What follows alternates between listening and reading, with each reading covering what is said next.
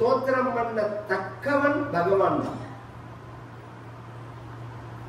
இந்த வாக்கு பகவான் கொடுத்திருக்கிறதே பகவானை பத்தி நாம பேசணுங்கிறதுக்காக தான்.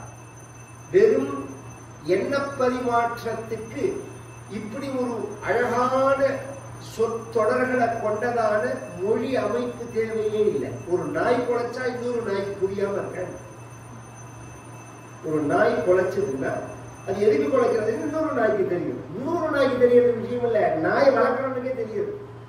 அதோட 10 நாள் பழகினாலே அவனுக்கு புரியாது. அது மாதிரி உலகத்துல எல்லா உயிரினங்களுக்குள்ளேயும் எண்ண பரிமாற்றம் இருக்கு. எண்ண பரிமாற்றத்துக்கு தான் மொழி அப்படின்னு சொல்லிட்டா இப்படி ஒரு இலக்கணங்களோட ஒரு மொழியை அமைப்பானே. அப்ப இதோட பிரயோஜனம் என்ன அப்படின்னா, இத்தனை மகிமை உள்ள பகவானை பத்தி நாம பேசணும். நாயால குலைக்க முடியும், எண்ணத்தை வெளிப்படுத்த முடியும். ராமான்னு சொல்ல முடியுமா? கிருஷ்ணான்னு சொல்ல முடியுமா? சிவான்னு சொல்ல முடியுமா? அந்த வார்த்தை வர, அந்த வார்த்தையில என்ன விசேஷம் இருக்கு அப்படின்னா, அந்த சப்தமே அந்த தெய்வத்தோட வடிவமா இருக்கு. ரொம்ப டீப்பா கேட்க வேண்டிய விஷயம் இது. சொல்லுலேந்து பொருள் வந்துதா, பொருள்லேந்து சொல்லு வந்துதா?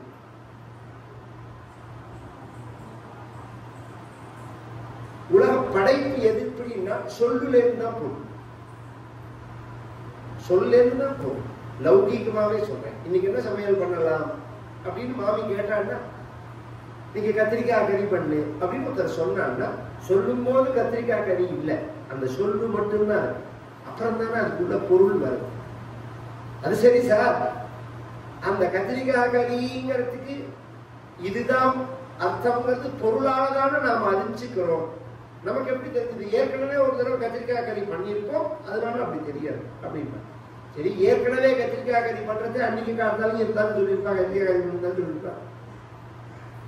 அப்ப இது ஒரு தொடர். அழகிலா விளையாட்டுடையார் அன்னவர் தலைவருக்கே சரண் நாங்களே. கம்பர் சொல்றாரோ இந்த இடத்துதான் சொல்றார். உலகம் யாவையும் தாமுளவாக்கலும் நிலை பெருத்தலும் நீக்கலும் நீங்கிலா சிருஷ்டி ஸ்திதி சம்ஹாரம், சிருஷ்டி ஸ்திதி சம்ஹாரம், படைத்தல் காத்தல் அழித்தல், படைத்தல் காத்தல் அழித்தல் அப்படிங்கிற இந்த தொடர் விளையாட்டு இருக்கே, இது பகவானுக்கு விளையாட்டு, பகவானோட ஒரு லீலை. நமக்கு புரியுற மாதிரி சொல்லணும்னா, கோயிலேருந்து முட்டை வந்துதா, முட்டையிலேருந்து கோழி வந்துதான்னு கேட்டா யார் பதில் சொல்ல முடியுது? அது மாதிரி அப்படிதான் சொல்ல முடியும் பதில்கள். இது கல்பகோடி காலமா நடக்கிற காரியம். ஆனா வேதம் என்ன சொல்றதுன்னா, சொல்லுலேருந்து தான் வரதுங்க, சொல்லுலேருந்து தான் பொருள் வரது அப்படிங்கிறது. எப்படின்னா, ஆகாஷா ஆத்மன ஆகாஷ சம்பூதா, ஆகாஷாத் வாயு, வாயோரக்னி, அக்னேராபஹ, அத்ய பிருத்திவி, பிருத்திவ்யா ஓஷதயः, ஓஷதீப்யோன்னம், அன்னாத் புருஷः. இது உபனிஷத்து சொல்றது. ஆகாசம் அதுக்கு முன்னாடி உள்ளதை விட்டுருப்போம். அவ்யக்தம், மாய, பிரகிருதி அப்படிங்கிறதெல்லாம் வேதாந்த விஷயம். இப்ப மேல வருவது முதல்ல தோன்றின பூதம் எதுன்னா ஆகாசம். ஆகாசத்தோட அடிப்படை எதுன்னா சப்தம். சப்த குணகம் ஆகாசம் அப்படிங்கிறது. ஸ்பேஸ் இது எந்த இடத்துல இருக்கோ அந்த இடத்துல சவுண்ட் இருக்கும், எந்த இடத்துல சவுண்ட் இருக்கோ அங்க ஸ்பேஸ் இருக்கும். இதெல்லாம் ரொம்ப ஆச்சரியமான ஒரு விஷயம். இது ஒவ்வொரு பூதத்துக்கும் பொருந்தும். இது சப்தஸ்பரிச ரூப ரச கந்தம் அப்படிங்கிறது ஆகாசம், வாயு, அக்னி, ஜலம், பூமி அப்படிங்கிறதுக்கு பொருந்தும். ஆகாசத்தோட தன்மாத்திரை சப்தம், காற்றோட தன்மாத்திரை சூக்ஷ்ம ரூபம், ஸ்தூல ரூபம். தன்மாத்திரை என்னன்னா வெளிப்படையா தெரியறதுக்கு ஸ்தூலம்னு பேரு, தெரியாத நிலைக்கு சூக்ஷ்மம் அப்படின்னு பேரு. காற்றோட தன்மாத்திரை எதுன்னா ஸ்பரிசம். காத்து இருக்குங்கிறது நீங்க எப்படி உணர்றீங்க? மேல படுறது காத்த யாராவது கண்ணால பார்த்துருக்கோம் இல்லையே, மேல தெரியறது நமக்கு தெரிஞ்சுக்க முடியாது. அப்ப கண்ணால பார்க்கலன்னா ஒத்துக்க மாட்டேன்னா நீ காத்தையே ஒத்துக்க கூடாது. கண்ணால பார்த்துதான் ஒத்துப்பேன், கண்ணால பார்க்காத ஒத்துக்க மாட்டேன்னா காத்து மேல படுறது அது ஒரு கண்ணுக்கு தெரியல. அதுக்கு அடுத்தது கண்ணுக்கு தெரியற நிலையங்கிறது அக்னி ரூபங்கள். அதுக்கு அடுத்தது ரசம் ஜலம். அதுக்கு அடுத்தது பூமி. அதுல இருந்து வந்ததுதான் ஓஷதிகள், அதுல இருந்து வந்ததுதான் உயிரினங்கள் அப்படிங்கிறது. இப்ப முதல்ல என்ன வந்ததுன்னு சொன்னேன், சப்தம்னு சொன்னேன். சப்தத்திலிருந்து தான் ரூபம் வர்றதுன்னு சொன்னேன். அப்ப இப்ப பின்னாடி போவோம். மந்திரம் ஸ்தோத்திரம்னு சொன்னேன்னு இந்த ரெண்டுமே சப்தமா இருக்கிறதுனால இது எதை குறிக்கிறதோ அந்த தெய்வங்களுடைய வடிவங்களை நாம கோவில்ல சிலையா பண்றோம். இப்ப வேணுகோபாலன் அப்படின்னு சொன்னா வேணுகோபாலனுக்கு ஒரு தியானம் உண்டு. கோபாலனே எத்தனை கோபாலன் இருக்கா? ராஜகோபாலன் இருக்கா, வேணுகோபாலன் இருக்கா, சந்தான கோபாலன் இருக்கா, ராதாகிருஷ்ணன் இருக்கா. இது இந்த தெய்வம்னு நாம எப்படி பிரிக்கிறோம் அப்படின்னா அந்த தியான ஸ்லோகத்தை வச்சு ஒரே ஆள இத்தனை பேர் மனுஷியா தானே, இத்தனை பேருக்கு பெயரும் ரூபம் வித்தியாசம் இருக்கும்.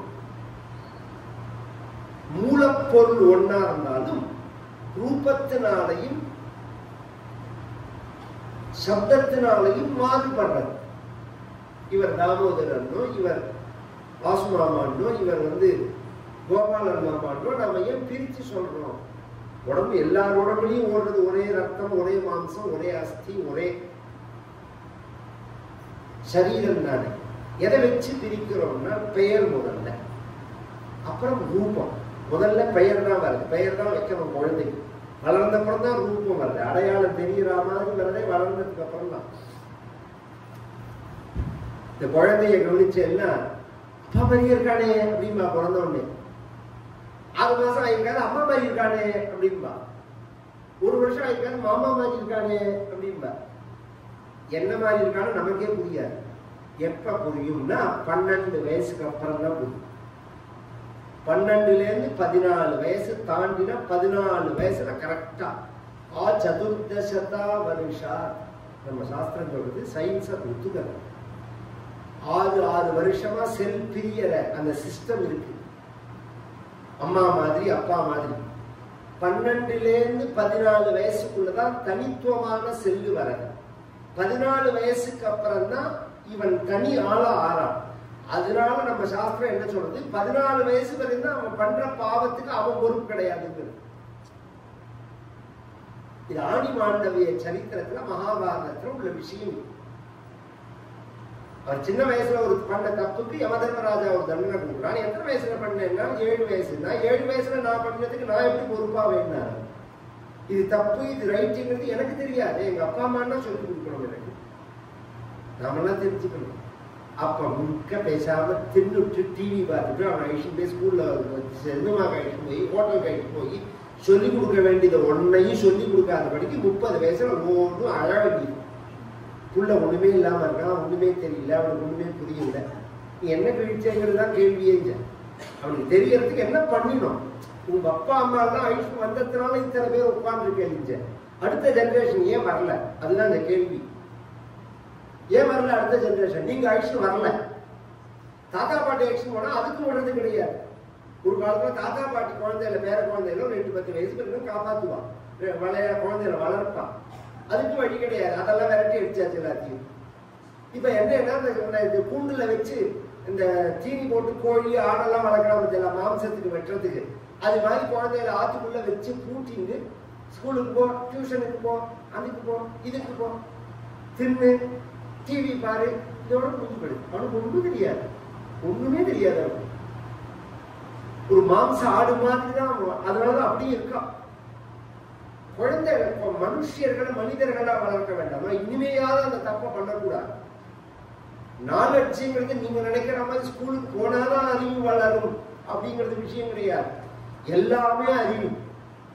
நம்ம பார்க்கறது, பேசுறது, பழகிறது எல்லாமே அறிவு. அது இல்லாம நீங்க என்ன டிகிரி வாங்கினாலும் 0 தான். உலகத்துல எத்தனை படிச்சாலும் பழகிறது தெரியலன்னா அவனால வாழ்க்கையில வெற்றி அடைய முடியாது. இந்த குழந்தைகளை நம்ம பழகவே விடுறதில்லை. இது மாதிரி சிலதெல்லாம் நமக்கு புரியாது. இதை எப்படி இந்த சூழ்நிலையை சமாளிக்கிறது அப்படிங்கிறது. அதெல்லாம் தான் அந்த கதைகள்ல வருது அப்பப்ப சம்பவமா. அதையும் கேட்கப்படுறது கிடையாது. நாம சொல்லி கொடுக்கிற படிப்பு நாம தயார் பண்ணது இல்ல, எவனோ தயார் பண்ணது. இப்ப யாருக்காவது தெரியுமா சமீபத்துல ஒரு பெரிய ப்ராப்ளம் ஒண்ணு வந்திருக்குங்கிறது யாருக்காவது தெரியுமா? ஒரு 10-12 வருஷமாவே நமக்கு தெரியாம உள்ள நுழைஞ்சிருக்காரு. இயற்கையில ஆணும் பெண்ணும் தான் சேர்ந்து வாழணுங்கிறத மாத்தி ஆணும் ஆணும் வாழலாம், பெண்ணும் பெண்ணும் வாழலாம் அப்படின்னு ஒரு சிலபஸ். இது 5-6 விஷயம் சேர்ந்து ஸ்கூல்ல இருந்து ஆரம்பிச்சு, படத்துல இருந்து ஆரம்பிச்சு, பாடத்துல இருந்து ஆரம்பிச்சு, கார்ட்டூன்ல இருந்து ஆரம்பிச்சு குழந்தைகளுக்கு திணிக்கப்படுறது. இதுக்கு ஃபண்ட் பண்றது இந்த பெரிய குரூப் ஒன்று. நாமே தெரிஞ்சுக்க வேண்டாம், அத நாம எப்படி இருக்கணும் அப்படிங்கறத நாம தெரிஞ்சுக்க வேண்டாம். குழந்தைகளுக்கு ஒரு காலத்துல இப்ப கூட யாரும் விட வேண்டாம். நம்ம படிக்கும் போது ஆண்டாள் பாசுரம் உண்டு, நாயன்மார்கள் தேவாரம் உண்டு, ஆழ்வார்களோட பாசுரம் உண்டு. இப்ப பாடத்துல கூட அது கிடையாது. ஆமா, பாடத்துல கூட கிடையாது. அப்படிங்கிறத நாம தான் சொல்லிக் கொடுக்கணும். அந்த குழந்தைகளுக்கு நாம தான் சொல்லிக் கொடுக்கணும். எது இல்லையோ நாம தான் சொல்லிக் கொடுக்குற மாதிரி சூழ்நிலைகளுக்கு. இன்னும் சொல்ல போனா, என்ன கேட்டா உங்களுக்கு முடியும்னா ஹோம் ஸ்கூல் தான் பெஸ்ட். ரொம்ப பேருக்கு அது தெரியாது. இத லௌகிக படிப்பு இருக்கட்டும், வைதிக படிப்புல கொண்டு வந்தார் பரமாச்சாரியா. வேதாத்தியனம் இருக்குதுல, அதுல பாடசாலையிலவே படிக்கிறதுங்கிறது ஸ்கூல் படிப்பு. அதுவே சரியில்லை அப்படின்னு சொல்லிட்டு நியமாத்தியனம்னு ஒரு ஸ்கீம் கொண்டு வந்தார் ஆச்சாரியா. அவ அப்பாவுக்கு தெரியும்னா அவையும் பாடசாலைக்கு போகணும். அவ அப்பாவுக்கு வேதம் தெரியும்னு சொன்னா, வேதம் தெரியாத அப்பாக்குள்ள யாருன்னா அவன் பாடசாலையிலவே வேதத்தை படிக்கணும். வேதம் தெரிஞ்ச அப்பாவா இருந்தா அவையும் போகணும். அப்ப அவ அப்பாவே சொல்லி கொடுக்கறதுக்கு நியமாத்தியனம்னு பேரு. நாங்கெல்லாம் அதுல படிச்சவங்க, பாலபெரிவா உட்பட. இன்னைக்கும் குழந்தைகள் படிக்கிறோம். ஒரு 100 பேர் தான் மொத்தமே 30 வருஷத்துல படிச்சிருக்காங்க. எங்க ஆத்துல உள்ள எல்லாருமே அதுல படிச்சவங்க. பாடசாலைக்கு போனவே கிடையாது. ஏன் அப்படின்னா அந்த கல்ச்சர் மாறி போயிடும், பிஹேவிங் மாறி போயிடும். ஸ்கூல்ல படிக்கிறதுக்கும் வீட்டுல படிக்கிறதுக்கும் சில வித்தியாசங்கள் இருந்தாலும் ஒழுக்கம் இருக்கு. ஒழுக்கம் உயிரினும் ஓம்பப்படும் அப்படிங்கிறார் வள்ளுவர். என்ன படிச்சாலும் ஒழுக்கம் இல்லாத படிப்பு வேஸ்ட். தகுதி இல்லாதவனுக்கு எத்தனை அறிவு இருந்து என்ன பிரயோஜனம்? அயோக்கியன் கையில மாட்டின கத்தி மாதிரி தானே. நல்லவன் கையில இருந்தா நல்ல சமையல் பண்ணி கரிகாலாம் நறுக்கி சமையல் பண்ணி போடுவான். அயோக்கியன் கையில இருந்தா 10 பேரை குத்தி கொள்ளுவான். ஒரே கத்தி தான். அது யார் கையில மாட்டிக்கிறதுங்கிறத பொறுத்துதானே அதோட வேலையே இருக்கு. அது மாதிரி இந்த அறிவு அப்படிங்கிறது பல வகைகள்ல மனித சமூகத்துக்கு தேவைப்படுறது. அந்த சப்தத்திலேருந்து ரூபம் வந்துருக்கு. நான் சொல்ல வர விஷயம் அதுதான். மந்திரம், ஸ்தோத்திரம். இந்த மந்திரத்துக்கும் ஸ்தோத்திரத்துக்கும் என்ன வித்தியாசம்னா, மந்திரங்களுக்கு பீஜாட்சரம்னு பேரு, ஸ்தோத்திரங்கள் வெறும் பெயர்களா. இந்த பெயர்களா உள்ளத்தை யார் வேணாலும் படிக்கலாம், சொல்லலாம். பீஜாட்சரமா உள்ளத்தை ஒருத்தர் மூலமாக உபதேசம் வாங்கிக்கணும். குருமுகமா உபதேசம் வாங்கிட்டு சொல்லலாம், யார் வேணாலும் சொல்லலாம். ஒருத்தர் உபதேசம் பண்ணாம நீங்க சொன்னா அது மந்திரமா ஆகாது, வெறும் சப்தமா தான் இருக்கும். அது இது ரொம்ப பெரிய விஷயம். உங்களுக்கு புரியறதுக்கு மட்டும் ஒன்று சொல்லிட்டு போறேன். நாயன்மார்களோ ஆழ்வார்களோ பாடின பாசுரங்கள், தேவாரங்கள், ஸ்தோத்திரங்கள் தானே தவிர மந்திரங்கள் கிடையாது. இவர் திருமந்திரம் அப்படின்னு பெயர் சொன்னாலும் அது மந்திரம் கிடையாது, அது வெறும் ஸ்தோத்திரம் தான். அப்ப என்ன ஆகும் அப்படின்னா, ஒரு பிரதிஷ்டையை பண்றதுக்கு மந்திரம் தான் தேவை, அந்த பீஜாட்சரங்கள் தேவை. அதுக்கப்புறம் அந்த சக்தியை விருத்தி பண்றதுக்கு ஸ்தோத்திரங்கள் தேவை. அந்த உயிரை கொண்டு வரணும். உயிர் வரது அப்புறம் வளர்க்கிறது, ரெண்டு வகை இருக்கு. அந்த உயிரை கொண்டு வரத்துக்கு பீஜாட்சரங்கள் தான் தேவை. அதனால பீஜாட்சரங்கள் இல்லாம உயிர் வராதுங்க. அந்த பீஜாட்சரங்கள் எதுல இருக்குன்னா வேதங்கள்ல தான் இருக்கு. அப்படிங்கிறது அதுக்கு சில நியமங்கள் இருக்கு. இப்ப சொன்னேன், அந்த முறையோட கற்கல்னா அது மந்திரமாகாது. அப்ப அது ஒரு பக்கம் வச்சுக்கணும். ஸ்தோத்திரங்களுக்கு பாருங்க, யார் வேணாலும் சொல்லலாம். அந்த ஸ்தோத்திரங்களுக்கு பலன் உண்டு, அது ஒரு சந்தேகமே கிடையாது. நமக்கு ஒரு கஷ்டம் இருக்கு, அந்த கஷ்டம் போகணும்னா ஸ்தோத்திரம்னா போகும். கோபாலன்கிட்ட வந்து நாம ஸ்தோத்திரம் சொன்னோம்னா போகும், பிரார்த்திச்சுட்டா போகும், அது ஒன்றும் மாற்று கருத்தே கிடையாது. அந்த ஸ்தோத்திர வகையை சேர்ந்ததுதான் இந்த நாராயணியம்ங்கிறது. இந்த ஸ்தோத்திரத்தை சொன்னா கஷ்டங்கள் போகும்ங்கிறது நாராயண பட்டத்திற்கு ஏற்பட்ட அனுபவம். அதற்கப்புறம் குருவாயூர்லயோ அல்லது கேரளாவிலையோ யாராவது இந்த ஸ்தோத்திரத்தை சொன்னா கஷ்டம் போகும்னு சொல்லி பிரச்சாரம் பண்ணினார்களான்னா கிடையாது. அங்க எப்படி இருந்ததுன்னா இது சம்ஸ்கிருத காவியமா இருந்தது. சம்ஸ்கிருதங்கள்லாம் வாசிக்கிறவாளுக்கு தெரியும். இப்ப நீங்க இங்கிலீஷ் வாசிக்கிறதே ஷேக்ஸ்பியர் டிராமாங்கிற எல்லாம், அது மாதிரி சம்ஸ்கிருதத்துக்குன்னு சில சிஸ்டம் உண்டு. முதல்ல வந்து காவியம் இருக்கணும், அப்புறம் நாடகம் இருக்கணும். காவியங்கள் அப்படின்னு வரத்தே ராமோதந்தம்னு தான் ஆரம்பிப்பான் முதல்ல. அதுக்கப்புறம் ரகுவம்சம், அதுக்கப்புறம் குமார சம்பவம், இதெல்லாம் வாசிக்கணும். நாடகங்கள் அப்படிங்கும் போது சாகுந்தலம், மாளவிகாக்னிமித்திரம் இத்தியாதி நிறைய விஷயங்கள். இந்த நாடகம் பரியந்தம் வாசிச்சாதான் சம்ஸ்கிருதத்தை அடிப்படையா நாம நல்லா புரிஞ்சுக்க முடியும். அதுல ஒரு வகை இந்த நாராயணி. இதை உச்சரிக்கிறதே கஷ்டம். இதை சொல்லி கொடுக்கிறவாலே விஷயம் தெரியாத. நான் வரத்தே பொதுவா சாயங்கால வேலை எங்க தாத்தா விஷ்ணுவசனாம கேட்பேன், கதையில வரேன் எப்போதுமே போடுவோம். எங்க தாத்தா சொன்ன விஷ்ணுவசனாமும் இருக்கு, MS அம்மா சொன்ன விஷ்ணுவசனாமும் இருக்கு, எங்க தாத்தா சொன்னதும் இருக்கு. இந்த ரெண்டுமே விசேஷம். விஷ்ணுவசனாமம் கேட்கறதால இந்த ரெண்டு தான் டாப் என்ன பொறுத்தவரை.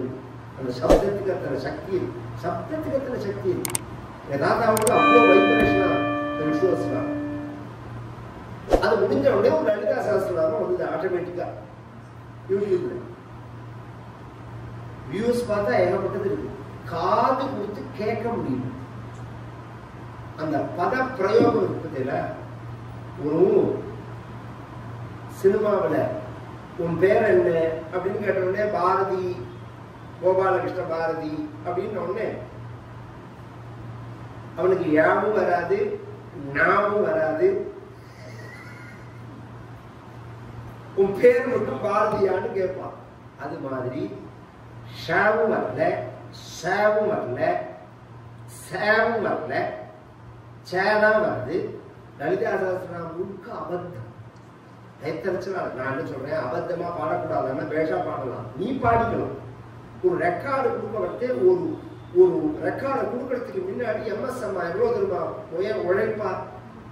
நம்ம வீழிநாதன் மாமாவை கூப்பிட்டு அதை பதம் பதமா பிரிக்க சொல்லுவோம். ப்ரொஃபஸரா இருந்தாருல, அவரை விட்டு பதம் பதமா பிரிக்க சொல்லி இதுக்கு எப்படி சேருங்குது, இதை எப்படி உச்சரிக்கணும், இதுக்கு என்ன அர்த்தம், இப்படி தெரியாம இந்த இதெல்லாம் விஷ்ணுதாசனாகமோ பஜகோவிக்கோ இதெல்லாம் பாடவே இல்லை.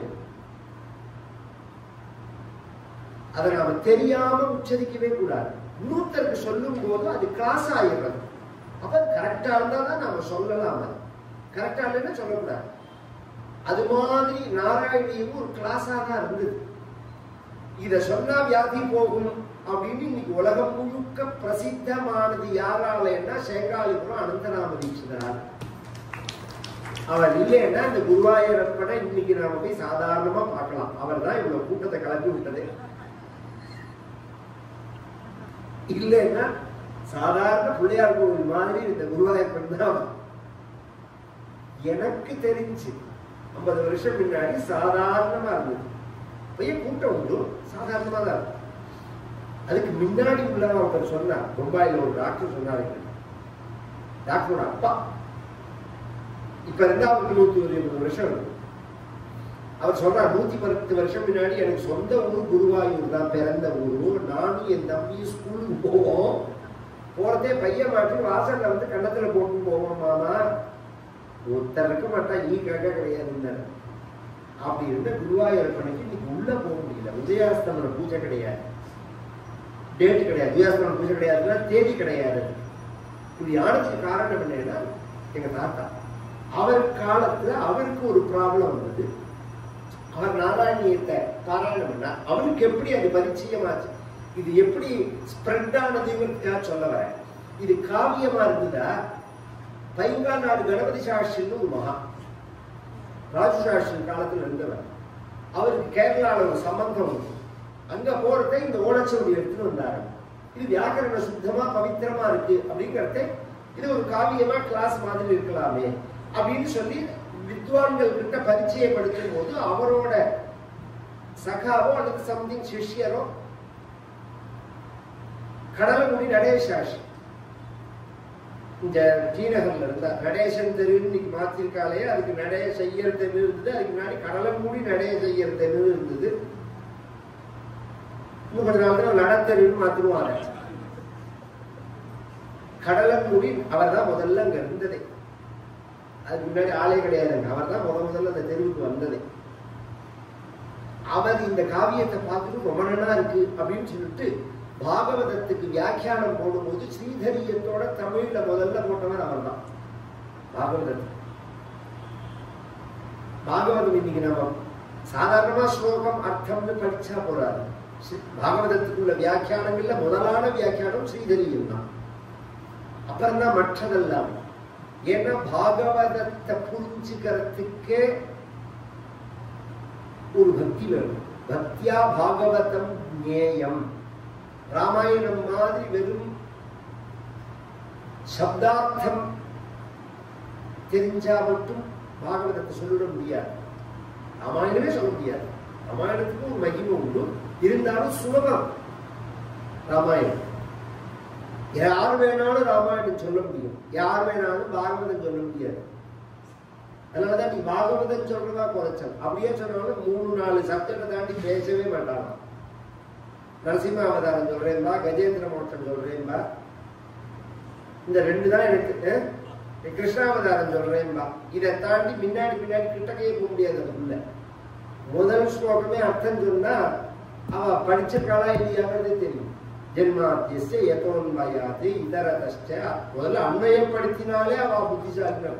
ஜென்மாதி அஸ்ய யதா அன்வயாதி இதரதஷ்ட அர்த்தம் எடுத்து அவித்யா ஸ்வராதி தேனே பிரம்ம ஹிருதாதி ஆதி கவயே முஹ்யந்தி யத் சூரயः தேஜः வாதி மிருதாம் யதா வினிமயः யத்ரஹ த்ரிசர்கः மிருஷா அமிருஷா. ரெண்டாவது வரும் தாம்னா ஸ்வேன நிரஸ்த குஹகம் சத்யம் பரம் தீமஹி. இப்ப பதம் தான் பிரிச்சிருக்கேன், நான் அன்வயப்படுத்தல. இதுக்கு பதம் பிரிக்கிறதுன்னு பேரு. இதுவே முதல்ல புரியறது கஷ்டம். இதை லோகத்துக்கு ஈஸியா பண்ணி கொடுத்தவர் ஸ்ரீதர சுவாமிகள்னு ஒரு மகா. அப்புறம் நிறைய பேர், ஏகப்பட்ட பேர் பாகவதத்துக்கு அனுபவிச்சா பின்னாடி வகை வகையா. முதல்ல இப்ப ஒரு படம் வந்து சம்பாஜின்னு, எதை பார்த்தேல, எதை பார்க்கணுமோ அதை பார்க்க மாட்டேங்கிறேன். ஒரு வீர சத்ரபதி சிவாஜியோட நான் அதை தேடி டிவியில பார்ப்பேன். ஏன்னா அந்த ஹிஸ்டரியில நமக்கு தெரியாதபடிக்கு பண்ணிட்டாங்க. சத்ரபதி சிவாஜியோட பையன் அவன், சம்பாஜின்னு பேர். சாவான்னு ஒரு அந்த படத்தோட பெயர், சம்பாஜின்னு தான் பெயர். ஔரங்கசீப்புக்கு சிம்ம சொப்பனமா இருந்தவன் சத்ரபதி சிவாஜியும் சரி சம்பாஜியும் சரி. இது விஷயம் அது வேற, அந்த ஹிஸ்டரிக்குள்ள போகல. இன்னைக்கு நாம சாம்பார்னு ஒண்ணு சாப்பிட்றோமோ அது அவன்கிட்ட வந்ததுதான். அவன் பேர் சம்போஜின்னு பேர், சம்பாஜி இல்ல. சிவாஜிங்கிற மாதிரி சம்போ அப்படின்னா பரமேஸ்வரன் அர்த்தம். சம்போ ஜி சம்போஜி. அவன் தஞ்சாவூருக்கு வரும்போது மராட்டி தேசத்துல டால் உபயோகப்படுத்துவான், தமிழ்நாட்டுல புளி உபயோகப்படுத்துவான். இவன் வரதுக்கு முன்னாடி தமிழ்நாட்டுல சாம்பார் கிடையாது, வெறும் புளிக்குழம்பு மட்டும்தான் இவன் உபயோகப்படுத்துறது. சூப்பத்தை தனியா உபயோகப்படுத்துவான். இவன் என்ன பண்ணா ரெண்டையும் கலந்தான். சமையல் பண்ணவா வச்சிருக்கட்ட ரெண்டையும் கலந்து மிக்ஸ் பண்ணி சாப்பிட்டா ரொம்ப நல்லா இருக்கேன்னு சொல்லி அதுல இருந்து வந்ததுனால அதுக்கு சாம்பாஜி வந்ததுனால சாம்பார்னு பேருது. நிஜமா விளையாட்டுக்கு சொல்லல, நிஜமே அதுதான். இந்த முதல்ல சாம்பாரை மிக்ஸ் பண்றது அவன் தான். அதுக்கப்புறம் இதுல எத்தனை சாம்பார் முடிச்சு, வெங்காய சாம்பார் என்ன, மசாலா சாம்பார் என்ன, அரைச்சு விட்ட சாம்பார் என்ன, 1000 சாம்பாரை பின்னாடி நீங்க பண்ணலாம். முதல்ல சாம்பார் பண்ணது அவன் தானே. அது மாதிரி முதல்ல வியாக்கியானம் பண்ணது ஸ்ரீதர சுவாமிகள் தான். பின்னாடி வியாக்கியானம் பண்ணினவா தான் மற்றவர்கள் தான். அந்த காவியத்தை எடுத்து தாத்தா போடுறார். கடலங்குடி தாத்தா வந்து தன்னுடைய பப்ளிகேஷன்ல போடுறார். இன்னைக்கு கிடைக்கிறது தெரியல, 2ல இருக்கா இல்லையா. சேர் என்ன போட சொல்றேன்னா, வாங்க வாங்க, இந்த பின்னாடி சேர் போட சொல்றோம். சேர் இல்லாதவங்க உட்கார்ந்து அந்த இடத்துல எல்லாம் இடம் இருக்கு. கொஞ்சம் விட்டு வழி விட்டுட்டு வந்துட்டேன்னா உட்கார்ந்துக்கிற வாழ்க்கை ஈஸியா இருக்கும். இன்னும் கொஞ்சம் நெருக்கமாவே வந்துக்கலாம் எல்லாருமே. அந்த ஸ்ரீதரிய வியாக்கியானத்தோட இந்த நாராயணியத்தை போட்ட போது அந்த கடலங்குடி சடேசாஸ்திரோட மாப்பிள்ள தான் அவர் தான் நம்ம தீட்சிதர். அவருக்கு 3 பெண்ணு, 3 பொண்ணு தான். முதல் பொண்ணுக்கு சாரதான்னு பேர். சச்சிதானந்த அபிநவ நரசிம்ம பாரதி பெரியவான்னு இருந்தா சிருங்கேரியில. அவருடைய வித்யா அந்த நவராத்திரி சமயத்துல வித்வான்களுடைய சாஸ்திர சதஸ்ஸு அதுக்கு இவர் போயிருந்த போது பெரியவா அனுகிரகம் பண்ணி ஒரு பழம் கொடுத்து வம்ச விருத்தி ஏற்படணும்னு இவர் பிரார்த்திக்கும் போது பழம் கொடுத்து குழந்தை பிறக்கும், பொன் குழந்தை பிறக்கும், சாரதான்னு பேர் வையி.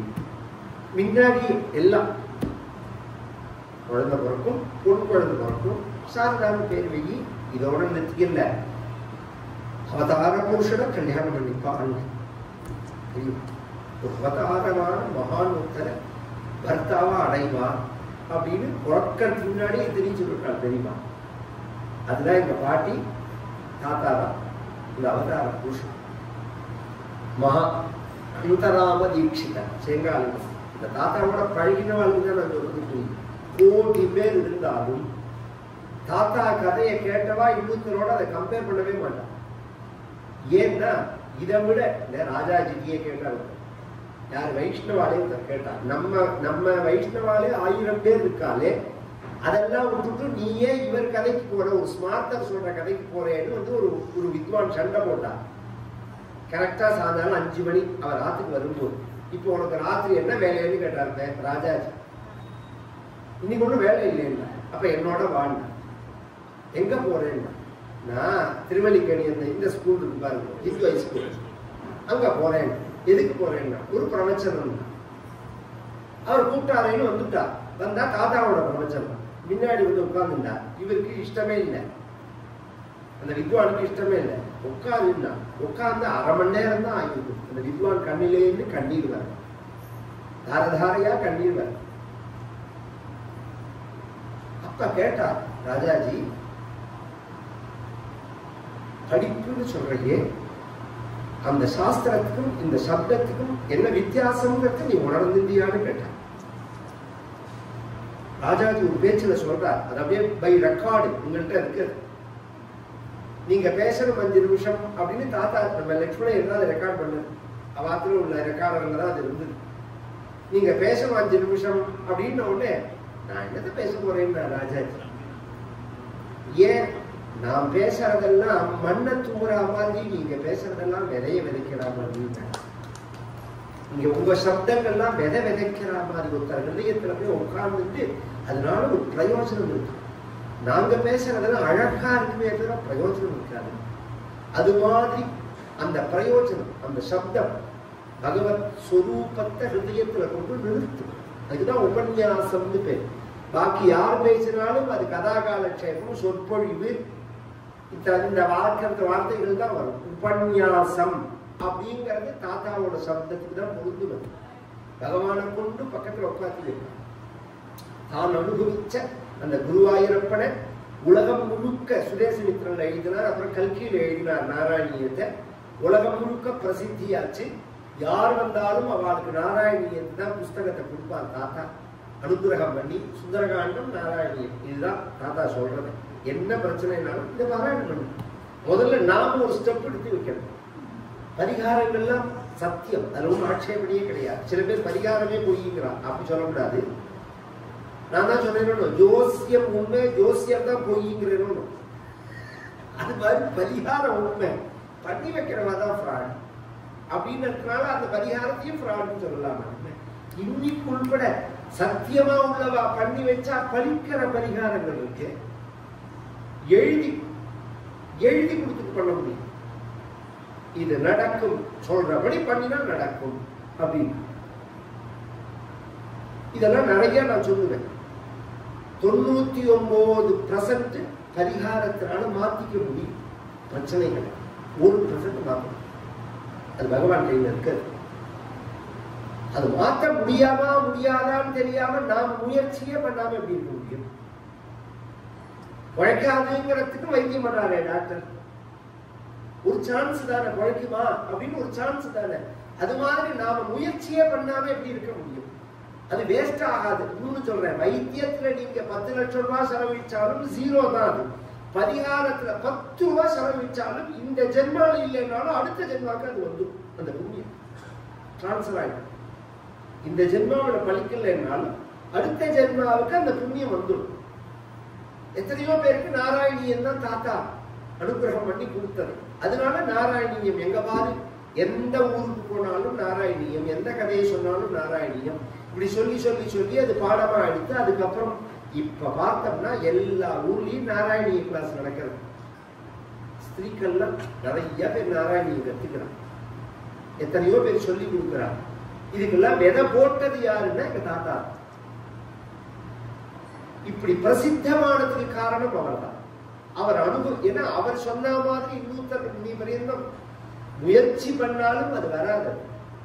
அதனால நாங்க எல்லாமே அந்த முயற்சியை ரொம்ப பண்றது கிடையாது. நீ சொன்னையாமே குருவாயூரப்பா அப்படின்னு அவர் சொன்னா நேர குருவாயூரப்போட பேசுற மாதிரி இருக்கணும். நாமெல்லாம் சொல்லும் போது அது ஒரு ஆட் பண்ண மாதிரி தான் இருக்கும் வார்த்தை. அப்படி ஒரு சப்தம். இந்த நாராயண பட்டத்திரி நாராயணியத்துல மத்தியம புருஷத்துலதான் பேசுறார். நீ சொன்னையாமே குருவாயூரப்பா அப்படின்றது எப்படி வரும்? அவங்க என்ன எல்லாம் குருவாயூரப்பனை பார்த்து நேர பேசலாம். அது பொதுவா நான் இப்ப கதை சொல்றேன், நீங்கெல்லாம் கேட்கிறேன். கதை சொல்றது நான், கேட்கறது நீங்க, சொல்லப்படுகிறது பகவானோட கதை. இந்த நான் உலகம் முழுக்க அப்படிதான். கதை சொல்லி பகவானுக்கே கதை சொன்னது 2 பேர் தான். ஒன்று லவகுசர்கள், இன்னொன்று நாராயண பட்டத்திரி. ராமாயணத்தில் லவகுசர்கள் நேர பகவானுக்கே சொன்னார். மமாபிதன் பூதிகரம் பிரவக்ஷியதே, எனக்கே இது மங்களத்தை கொடுக்கக்கூடிய ராமாயணமா இருக்குன்னு பகவானே சொல்றான். அதனாலதான் கம்பர் சொல்லும் போது வால்மீகி ராமாயணத்துக்கு ஈக்குவலா ஒரு ராமாயணத்தை சொல்லிடக்கூடாது. ஏன்னா வாங்கரும் பாதம் நான்கும் வகுத்த வால்மீகி என்பான் தீங்கவி செவிகள்லார தேவரும் பருகச் செய்தான். அந்த பகவானே கேட்கான அந்த ராமாயணத்தை. இந்த பெருமை எந்த ராமாயணத்துக்கும் கிடையாது. அது மாதிரி இந்த பட்டத்திரியோட நாராயணியத்தை குருவாயூரப்பனோட நேர பேசுற மாதிரி ஆரம்பிக்கிறார். பாகவதத்தை அனுசரிச்சுதான் ஆரம்பிக்கிறார். பாகவதத்துல பரீட்சித்துங்கிற பஞ்சபாண்டவர்களுடைய பேரன் வந்து கங்கை சாபத்தை அடைஞ்சு கங்கை கரைக்கு வந்தா சுகாச்சாரியால் வந்து பாகவதன் சொன்னார் அப்படின்னு ஆரம்பம். அந்த முன்னாடி கதையை விட்டுட்டாரு. ஏன்னா இந்த பாகவதம் பிரශ්னமே அப்படின்னா ஷட்பிரஷ்னா முடிவிக்கிருதாகா அப்படின்னு பாகவதத்துல ஒரு ஸ்பெஷல் 6 கேள்வி கேட்கிறா சௌனகாதி மகரிஷிகள். இந்த 6 கேள்விக்கு பதில் தான் பாகவதம். சௌனகாதி மகரிஷிகள்னு ஒரு குரூப், சூதர்னு ஒருத்தர் கதை சொல்றவர், நைமிசாரண்யம்னு ஒரு இடத்துலதான் இது நடந்தது. பலவிதமான கிளாஸ் எடுக்கும்போது ஒரு நாளைக்கு அவர் கிளாஸ் எடுக்க வரும்போது கதை சொல்ல வரும்போது இந்த சௌனகாதி மகரிஷிகள் கேட்கிறார் 6 கேள்வி. நிச்சயமாக சிரேயஸை கொடுக்கக்கூடியது எது? சகல சாஸ்திர சாரம் எது? கிருஷ்ணாவதாரம் என்னதுக்கு பண்ணினான் பகவான்? மற்ற அவதாரங்கள் எதற்கு பண்ணினான்? கிருஷ்ணாவதாரம் பண்ணி எந்த தர்மத்தை ஸ்தாபிச்சான் பகவான்? பகவானால ஸ்தாபிக்கப்பட்ட தர்மம் பகவான் வைகுண்டம் போனதுக்கு அப்புறம் இப்ப எங்க இருக்கு? இந்த 6 கேள்விதான் பாகவதத்துக்கு மூலமே. அதுக்கு பதிலா சூதர் சொல்லும் போது பாகவதத்தை சொல்றேன், நீங்க கேட்ட கேள்விக்கு பாகவதம் தான் பதில் அப்படின்னு உடனே இது யார் பண்ணினார்னா வியாசர் பண்ணினார். எப்ப பண்ணினார்னா நாரதர் உபதேசம் பண்ணி பண்ணினார். எதுக்காக பண்ணினார்னா பகவத் குணத்தை மட்டும் சொல்லணுங்கிறதுக்காக பண்ணினார். மற்ற புராணங்கள்ல பல வகையான கதைகளை சொல்லப்பட்டிருந்தாலும் நிறைய பகவானை பத்தி பேசல அப்படிங்கிற ஒரு குறை இருக்க, இந்த ஜனங்களுக்கு சுலபமா கரையேறதுக்கு வழி என்ன? நீதி, சத்தியம், தபஸு, விரதங்கள், அத்தியனங்கள், பூஜைகள், ஹோமங்கள், யாகங்கள், இத்தனை மார்க்கங்கள் இருந்தாலும் எல்லாரையும் இதை ஃபாலோ பண்ண முடியாது. எல்லாராலையும் இதை முழுசா கடைபிடிக்க முடியுமா? அப்படியே கடைபிடிச்சாலும் அது ஒழுங்கா இருக்கான்னு கேட்டா கிடையாது. அதுக்காக கடைபிடிக்காம இருக்கக்கூடாது. சந்தியாதனம் பண்ணல, ஒழுங்கா பண்ணலைங்க எல்லாருமே பண்ணாம வந்துடுவார். ஒழுங்கா பண்ணிக்க தெரிஞ்சுக்கணும்னு அர்த்தம். ஏன்னா சந்தியாதனம் பண்றது ஒரு டியூட்டின்னு எப்போ வந்துருத்தோ அப்படி பண்ணாம இருக்கக்கூடாது. டியூட்டியை பண்ணலைன்னா பகவானுக்கு போகும், கடமையை செய்யல. சந்தியாதனம் இல்லாத வாழ்வுதான் அந்த கேள்வி. அது மாதிரி எல்லாராலையும் முடியாத அசக்தர்களுக்கு சுலபமா கரையேறுவதற்கு என்ன வழி அப்படின்னு சொன்னா, நல்ல சத்சங்கத்தை மகான்கள் அடைஞ்சு அவர்கள் மூலமா பகவத் குணத்தை கேட்டா ஒரு சாமானிய மனிதர்களும் உயர்ந்த நிலைய ஞானத்தை மோட்சத்தை அடையலாம் அப்படிங்கிறதுக்கு என்னோட சரித்திரமே ஒரு உதாரணம்னு நாரதர் சொன்னார். அதுக்கு ஒரு கதையை சொன்னார். இது நான் யார்கிட்டையும் சொல்லல, உங்களோட சொல்றேன் வியாசா அப்படின்னு. தான் ஒரு வேலை செய்தவனோட மகனா இருந்தோம். ஒரு 4 மாசம் மகான்களுக்கு நான் சிசூஷ பண்ணினேன். அதற்கு அவர்கள் என் மேல பிரியத்தை காண்பிக்கிறதுக்காக தத்ரான்வகம் கிருஷ்ண கதா பிரகாயதா அனுகிரகேணாஸ்ரணவம் மனோகரா தாஸ்ரத்தயா மேனு சமம் விஸ்ருண்வதா பிரியஸ்ரவஸ்யங்க மமா பவத்ரதி. எனக்கு ருச்சியை உண்டாக்கினான். ஒருத்தருக்கு பிரியம் வந்தா, யாருக்கு பிரியம் வருதோ அவள்கிட்ட என்ன பெருசா இருக்கோ அதை கொடுப்பான். பணக்காரனுக்கு பிரியம் வந்தா பணத்தை கொடுப்பான், படிச்சவனுக்கு பிரியம் வந்தா படிப்பை கொடுப்பான். ஒவ்வொருத்தருக்கு யார்கிட்ட என்ன இருக்கோ அதை தானே கொடுக்க முடியும். மகான்களுக்கு பிரியம் வந்தா அவள்கிட்ட இருக்கிறதா கொடுப்பா. ஞானம் இருக்கு, பக்தி இருக்கு, அதுதான் கொடுப்பா. மற்ற எல்லாம் சம்பாதிச்சுக்கலாம். அவன் கொடுக்கலனாலும் நான் சம்பாதிச்சுக்க முடியும். பணமோ பொருளோ மற்றதெல்லாம். இந்த பக்தியோ ஞானமோ மகான்கள் கொடுக்கலன்னா சம்பாதிக்க முடியாது.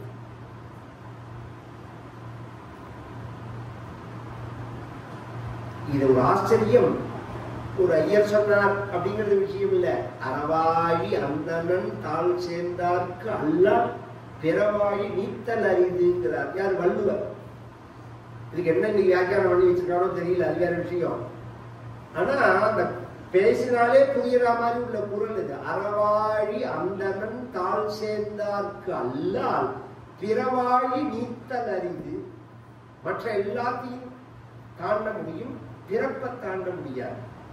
ஜனன மரணத்தை தாண்டணும்னா அதுக்கு சித்த சுத்தி வேணும், பக்தி வேணும், ஞானம் வேணும்.